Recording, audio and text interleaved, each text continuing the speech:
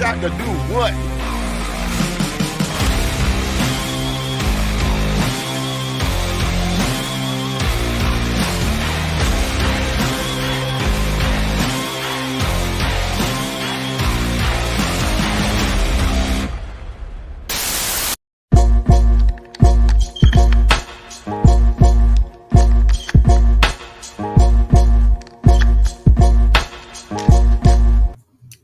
Yes. Sixers.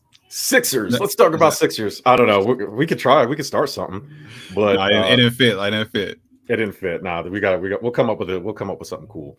But that intro though was fire. So super fire, and I don't recognize that. Allen Iverson briefly had a rap career, and his name was GUAS. And this was the 40 bar freestyle from Allen Iverson back in the day. So what's up, Mikey P? So yes, this is our new venture here. Hopefully this is not too loud, but gunshots. Let's go, Philly style. This is Let's Talk About Sixers, the official Sixers podcast of the Give Us a Shot Network. And since me and Ty are Sixers fans, I think we're going to take the helm. Now, that doesn't mean it's always going to be me and Ty. If you are a Sixers fan out there and want to talk Sixers with us, this is a Sixers-only podcast. A little different than The Divide, a little different than stuff about sports. But we are venturing out. We are growing the Give Us a Shot network. And yeah, man, we're trying to do it big here. And if you want more Give Us a Shot network, please subscribe to this YouTube channel, drop a like, and you will get Let's Talk About Sixers, which is what we're doing now. Let's Talk About Mets is coming soon. Let's Talk About Wrestling's coming soon. The Whole Damn Truth with Jerm is also coming soon. Ty,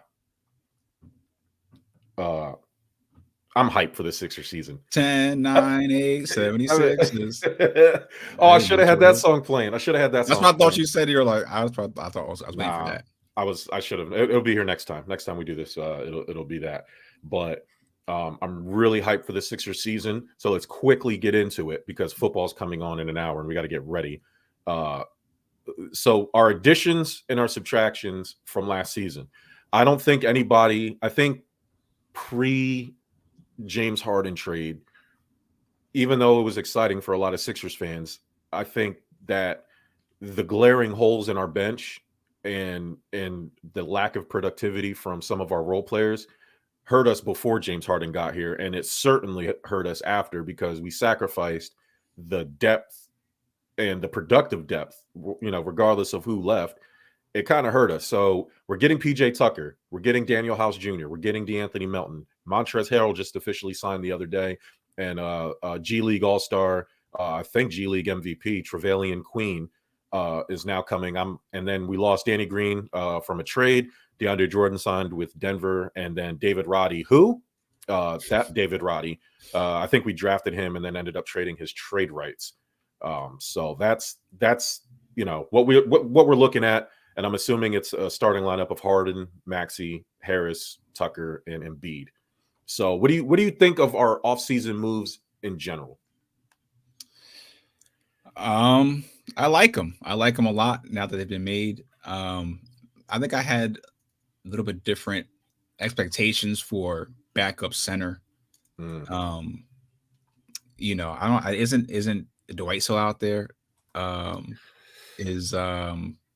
There's another older big that I was not opposed to as well. A lot of fans were clamoring for Boogie Cousins. That's exactly what I was about to say. DeMarcus Cousins, exactly what I was thinking about.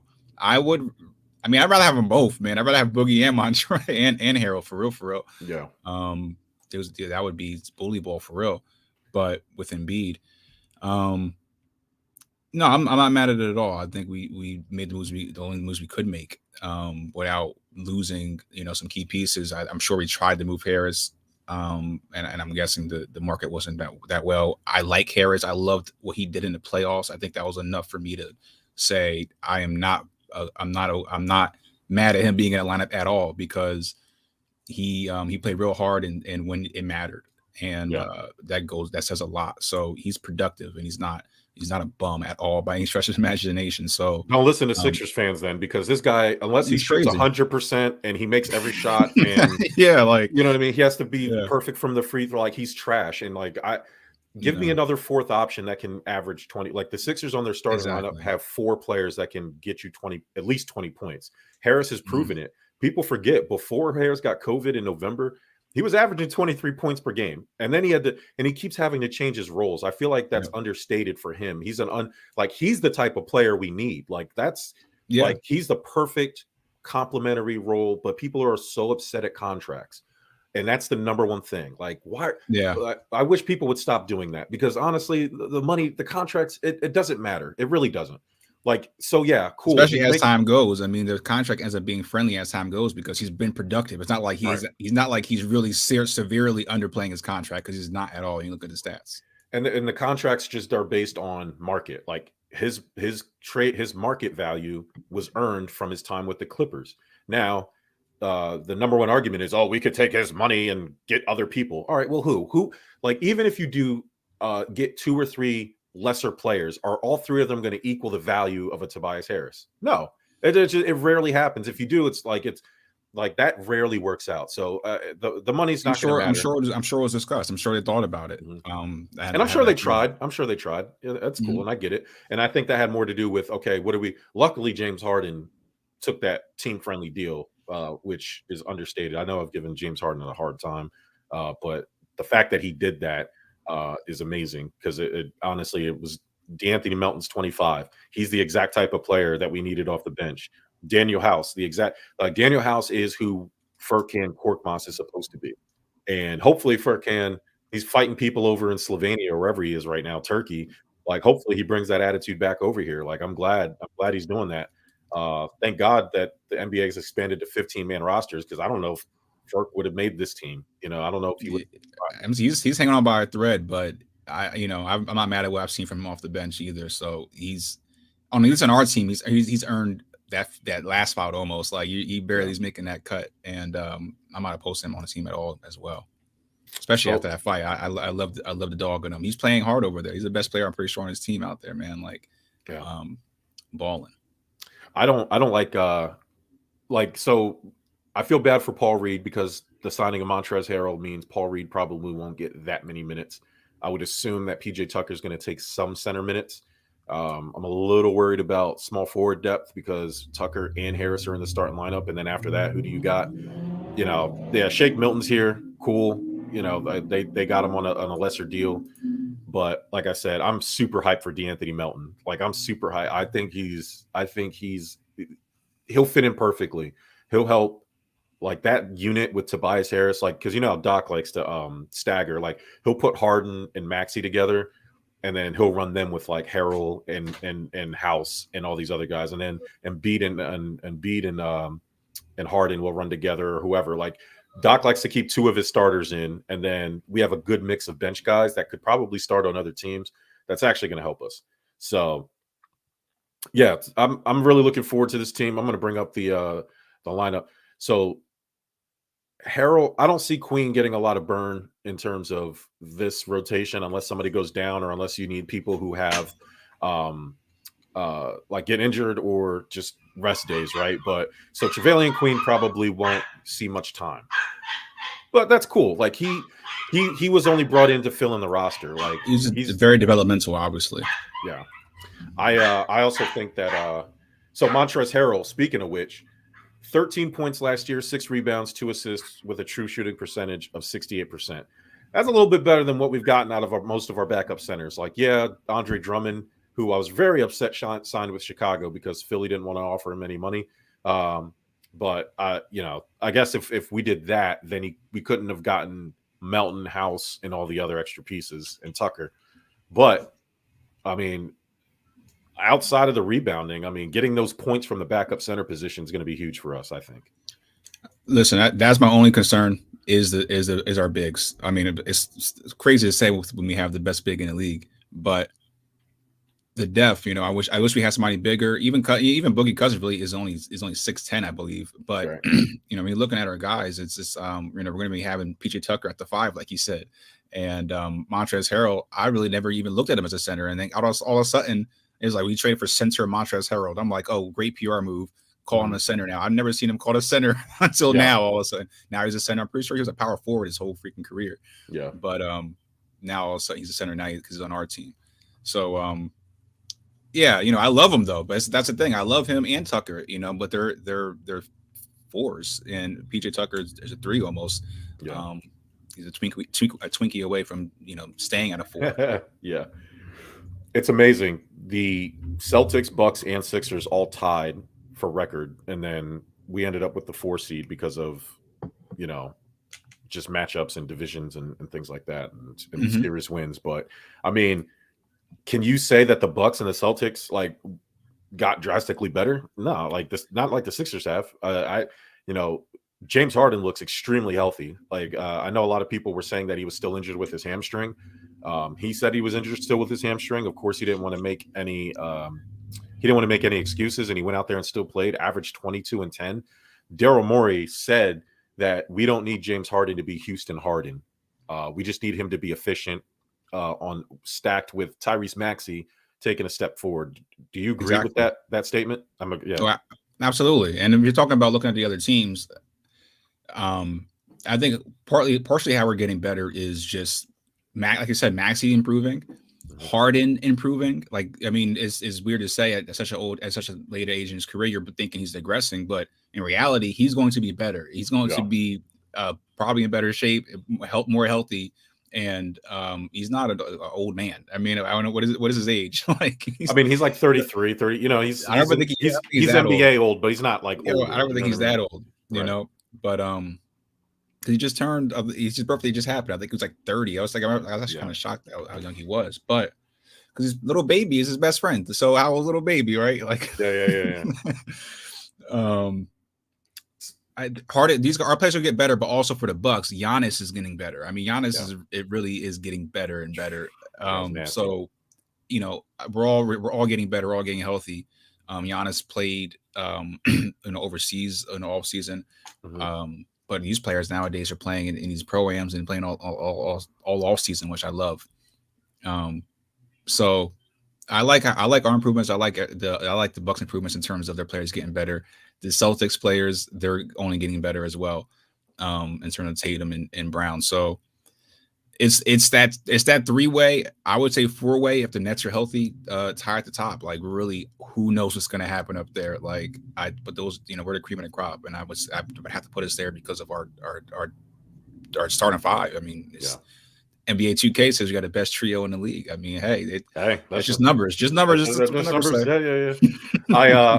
It's funny because I look at the Celtics, right? I know they added Malcolm Brogdon. That's big for them, but I look at matchups, man. You can even the Hawks. I love DeJounte Murray. The Sixers had an opportunity to trade Ben Simmons for DeJounte Murray and Derek White straight up, and Morey didn't want to do it because he had that that hard on for James Harden, and so cool. I think we would have been better off because we would have kept Andre Drummond and Seth Curry, and I think we would have had a better shot to win last year outside of Pascal Siakam cheap shotting Joel Embiid and breaking his face. But I can't you can't foresee a superstar of James Harden's level taking drastically less money to build a team around him. That gives me a lot of hope for this team. Our roster is the best roster we've had. Dare I say this roster is better than the Jimmy Butler, JJ Redick roster in terms of depth and versatility. Tyrese Maxey is a gem. because of Maxey. It's because of Maxey. That having him, especially. And there's no reason to think that he won't take another step forward, right? His step from before up until now. He jumped up to be like a 38% 3-point shooter. That's insane. That's not even his thing. If he can still develop that, is now. These are the step back. He got the side step 3 now. I'm like, yo, what do you do? When he started doing that, I was like, what are you doing, Maxey? And he started hitting him, and nobody said yep, shoot him. Tobias Harris has been working on his catch and shoot threes, which is not his strong suit. He's a mid-range player. He had to adjust to be a catch and shoot 3-point shooter mid-season after already adjusting to being the number 2 option. And then a number 3 option once Maxey emerged. So there was a lot of things that Tobias had to do. But, there's not many better players in the mid-range than Tobias Harris. And I think with this roster where they're going to stagger the minutes and give him the chance to be the 1 or 2 with certain bench players, I mean, there's not going to be a lapse like last year where certain starters sat out and we had no offensive production. We're going to have offensive production all the way down to like probably the 8th, 9th guy on the bench. I mean, it's not that far-fetched to think that. And so do you think – I had some questions I had written down to talk about. Do you think Tyrese Maxey will make his first All-Star? Do you think he'll make his first All-Star game this year? That seems to be what everybody's saying. I'm hopping on that wagon as well. I'm trying to think of who else can outplay him. How many other guards can outplay him in our conference? I thought about it too, and when I was like, man, that's duh. You know what I'm saying? Like, of course. But then I thought about it, like, man, DeJounte Murray's here now. Donovan Mitchell's now in Cleveland. Darius Garland's still good. Like, there's a lot of good guards, man. You know, what's my man on the Hawks, man? Like, Trae Young's here. You know what I mean? And then Jalen Brunson in New York. And then the what's his name? Damn it. LaMelo Ball. Yeah, for real. LaMelo I was Ball. joking. Yeah, hell yeah. No. I mean, the East has good guard players because they don't do it positionally, right? You're a guard, so like Zach LaVine is a shooting guard, so like he's there. Jaylen Brown, Jason Tatum, like there's a lot of competition. Like he would have to.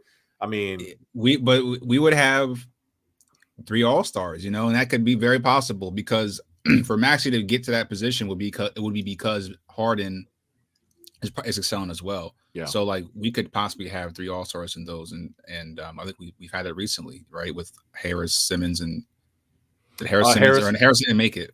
He barely made it. Harris only made the All-Star game as a Clipper, but he had All-Star numbers, and I think there was a lot of. I remember that was like 2 or 3 years ago. He had better numbers than other forwards that were in the All-Star game, and he kind of got snubbed out of it.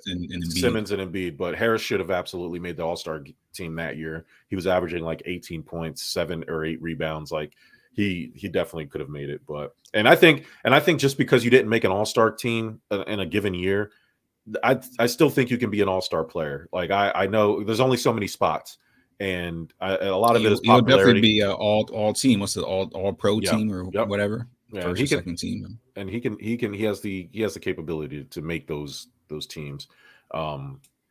So outside of center, because that's what you were worried about, is there any other thing that the Sixers have going on that you're kind of worried about?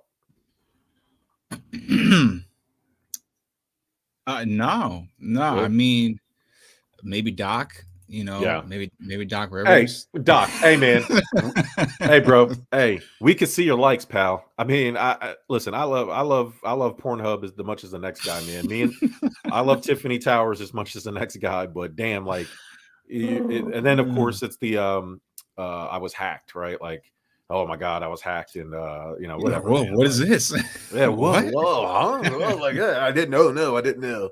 No.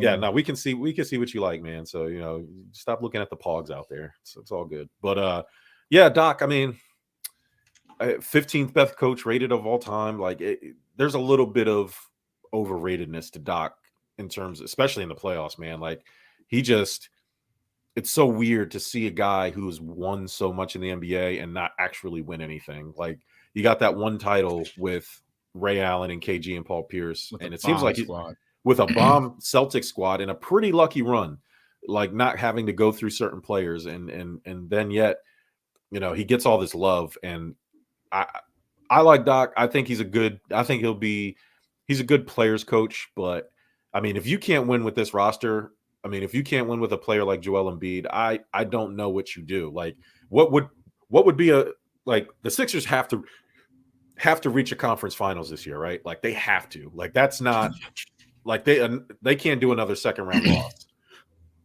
Yeah, you would believe so, but I always believe in what the circumstances as well. I mean, I believe in that as well, because what if what if you lose to the champion in the first round? Like, yeah, I mean, you can't help that. So,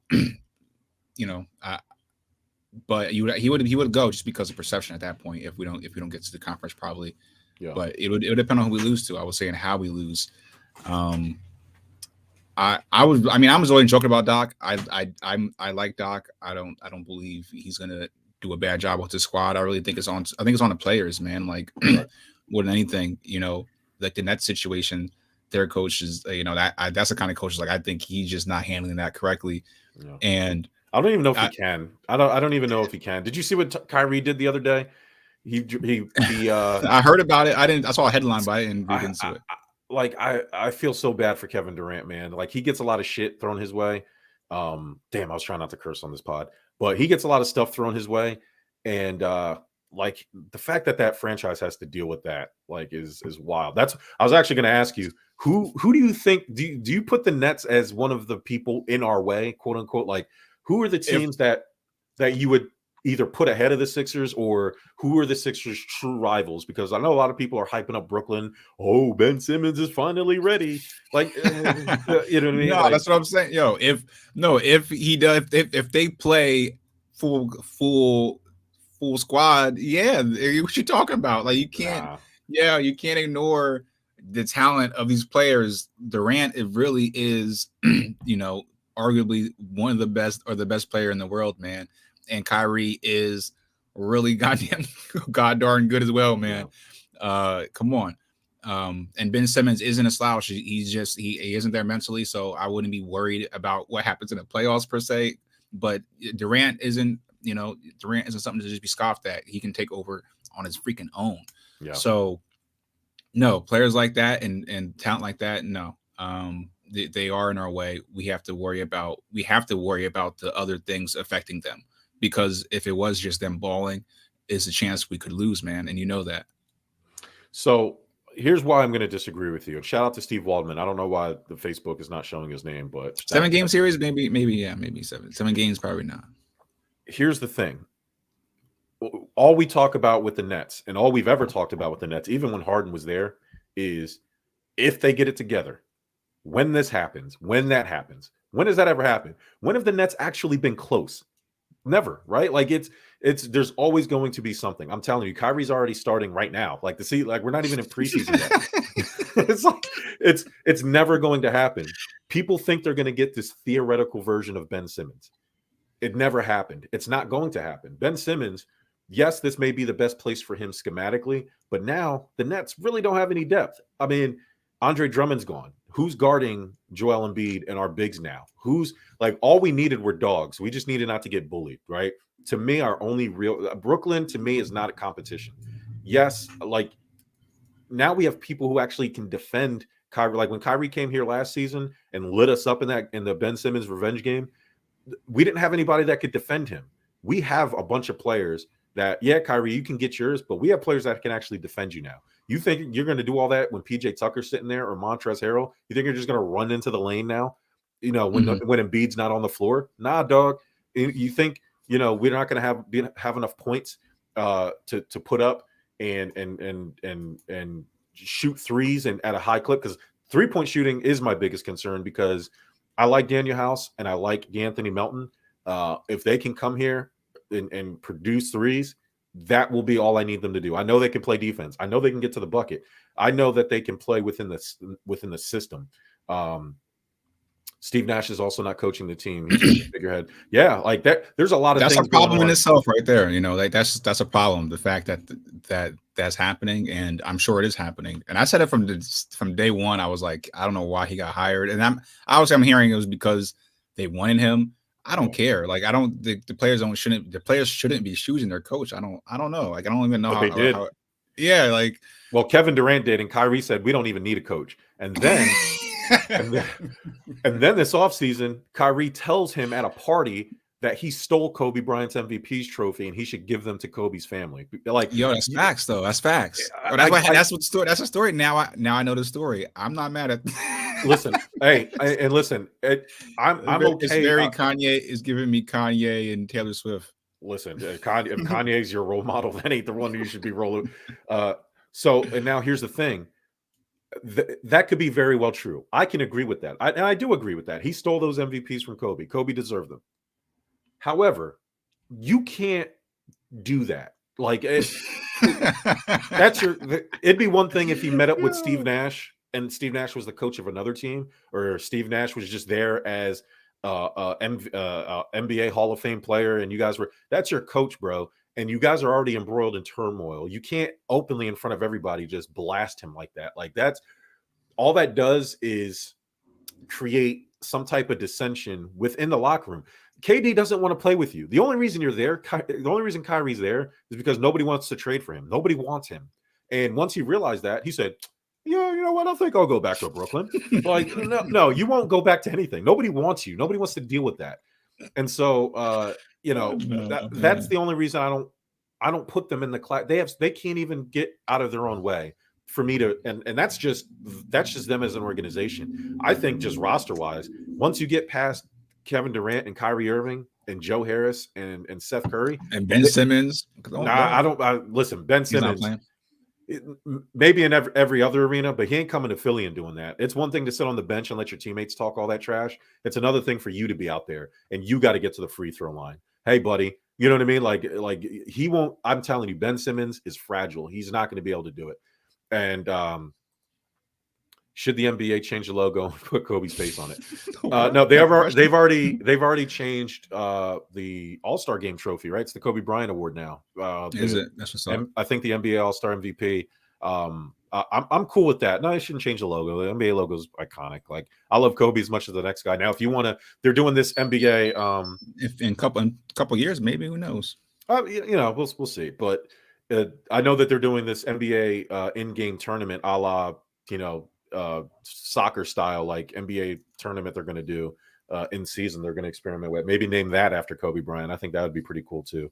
But the only teams I think I'm scared of, even though I'm not really scared of any team, Milwaukee, because of Giannis, and just they're Milwaukee. They're just a well-coached, well-put-together, the way you do it team. And probably Boston, because Boston's our biggest rivals, and Malcolm Brogdon, who another player the Sixers probably could have had, according to Brian Windhorst, in a trade. We could have had Karis LeVert and Malcolm Brogdon for Simmons and Matisse Thybulle, which I think I would have done at the time. I know you like Matisse. I know that he's second team or whatever defensive, but all that defense hasn't won us nothing. We need to score points. We don't need to play defense. That's not the way the league is now. You got to score points in this league, and he's a liability on offense. And I'd much rather have better offense and better depth than one defensive player who we don't even play in the fourth quarter because he can't play. Hopefully, again, Matisse Thybulle working on his catch and shoot 3-point shooting. If he can develop that, cool. I know he tried it a bunch last year. I know James Harden's been in his year. Again, and that's the other reason why I'm very excited about this season. A full off season with James Harden, without Ben Simmons and that distraction. Like a full training camp, and they're all locked in, and everybody. You talk about assistant coaches, man. Like Sam Cassell is come on, man. Yeah, we have a good team, good in terms of not just the players, but in terms of our staff, and even more reason to really say I'm speaking in dream terms of talking about the Nets, but in reality, the scary teams are the Celtics and the Bucks, as I said earlier, and as I'm looking at the rosters, I don't know why. I'm forgetting about the Heat, but they're going to get better as well. So they're a scary team as well. All right. So I want to get to this. This is the leak of. I'm sorry for the people who are going to listen to this audio, but these are the city. Every year they do the statement or the city editions of NBA jerseys. Nike's been messing up these jerseys lately. They are very hit or miss. To me, this is a miss. For those who can't see it, you can Google it. City of Brotherly Love, City Edition jersey has a matching court. The court actually isn't bad. I love retro looks. I think they're dope. I'm glad you said that. It's simple. It's dope. I still don't like. I know that the 76, the alternate 76 throwback logo is supposed to look like their fake throwback logo is supposed to look like a bell. I understand it. I just don't like it. But it's honestly, maybe if the Sixers would just give us the Iverson jerseys, I wouldn't be mad at this. But every year they know that everybody wants the black Iverson jerseys or a black jersey that looks good in general, like a remixed version. I've seen a bunch of fan concepts that you can mix today's jersey with the black. Imagine our standard home uniforms in black, red, and gold, like the Iverson jerseys. That would be dope. Like, why not give us something like that? A couple, I think like 2 or 3 years ago when Jimmy Butler was still here, there was a mock, like a real mock in Josh Harris's office of a navy blue and gold and silver Philadelphia jersey, which was really dope. And that never came out. But then they're giving us trash like this. Now, last year's Spectrum jerseys were fire. I love those. But then they gave us the stupid bell, the giant bell on the chest. Remember that? Like that sucked. And then what was the other one that I hated? The skyline drawing. The skyline, yeah. Like that was trash. That's that area. But that's the Manayunk by the river down there. By the Schuylkill. I think the Schuylkill Expressway. I forgot. It's right down there by the river, across from Manayunk, whatever that is. And the houses are there; they're all lit up. Like it's. I understand it. Like it's fine as a concept, but I don't like this, man. Like it's plain. It's plain. We just like we want the black Iverson jerseys. Like this sucks. Like we just had the 76ers 77 jerseys, right? Like with the ugly 76ers script. That's what it looks like to me. Like we had that a couple years ago. Like, why are we doing this? Yo, it's funny because how you present it, good job. It looks dope the way you present it, right? But the jersey on its own, it's not favorable. And the court, though, like when I'm looking at that, you know what? That doesn't look that bad. When I saw the jersey yesterday, I hated it. But I'm like, right here, it don't look that bad because the court looks dope. Yeah, like I like the court. I wish the jersey was different. And yeah, it is what it is, man. They need to call 24 Media. I'm not sure what they're going. Man, I would design. I think I will design a Sixers jersey. I think I did that before, and I would absolutely love to design it. And it would be black. It will be black, y'all. And maybe it won't be exactly like the Iverson jerseys. Maybe it'll be a little different. But I would absolutely design a better Sixers jersey than that.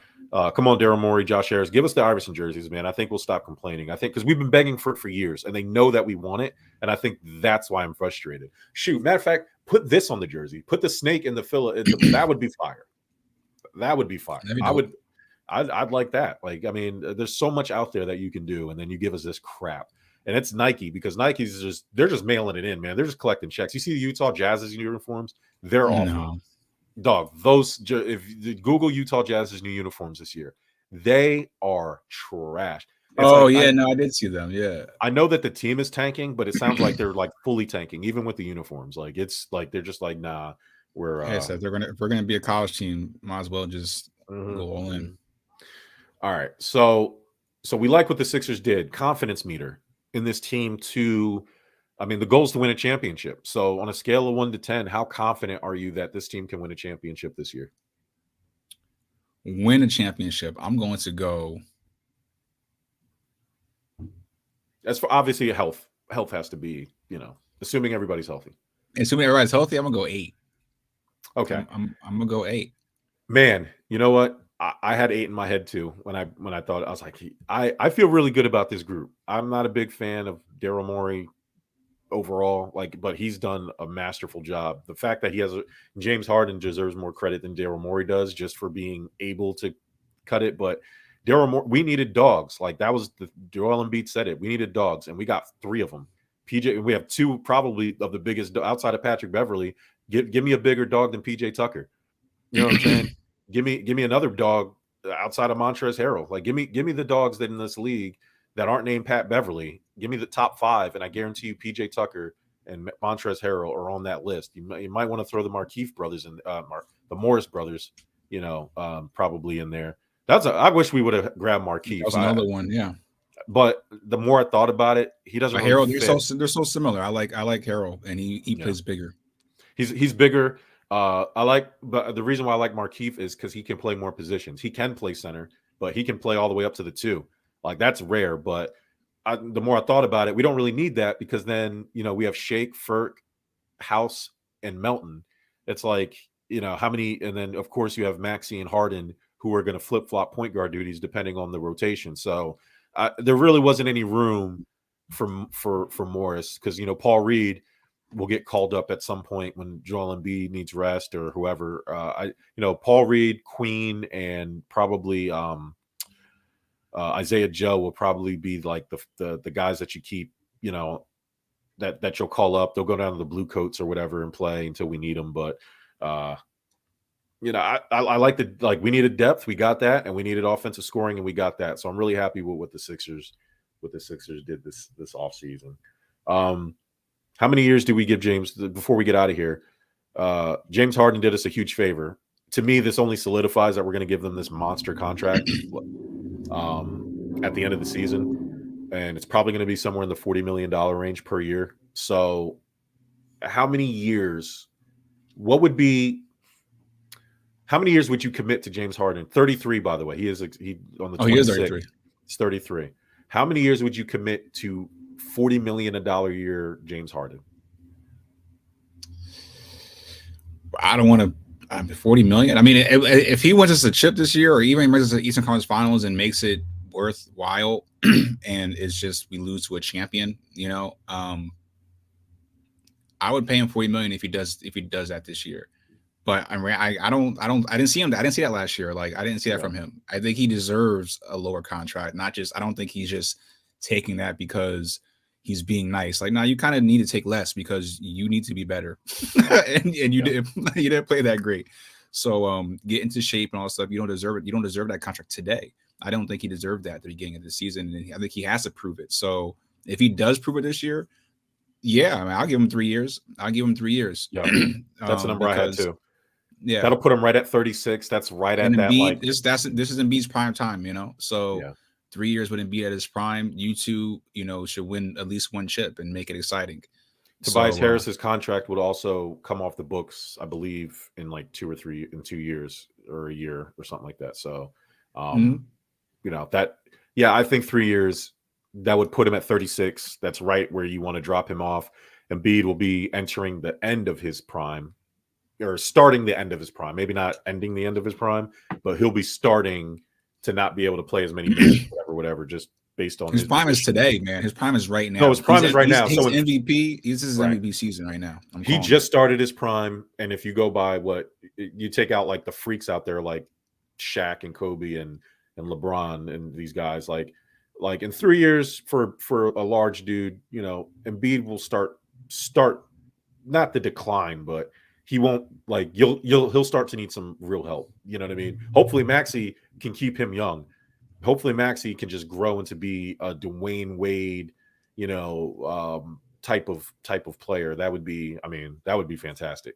Dwayne Wade with better 3-point shooting. So yeah, man, I really enjoyed this. We're gonna do this. We're gonna try to do this, when basketball season starts, at least once a week, to try to get the real. We're not going to do post-game breakdowns, but we'll try to do like a week of review for the Sixers and a week of look ahead, and we'll keep you guys posted on all the dope Sixers stuff, man. Like, Ty, you got anything to say to the people?